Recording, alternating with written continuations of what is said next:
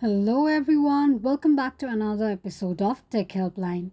Today in this video, I'm going to show you how to sign up for your OpenAI account.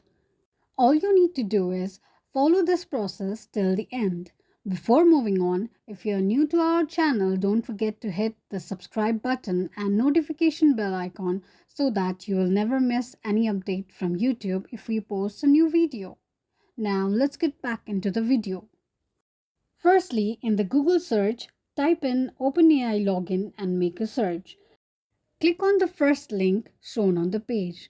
You will arrive on the login page of OpenAI. Click on the sign up option. To create an account, type in your email address and tap on continue. Phone verification will be required for the sign up process as it will be used to verify your identity for security purposes. Create a password for your account and click on continue. On the next page, type in your first and last name with your birth date and click on continue. You can also include your organizational name if you want.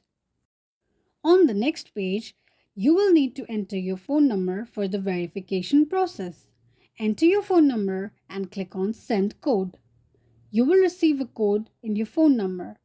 Enter the code and you will be successfully signed up for your OpenAI account.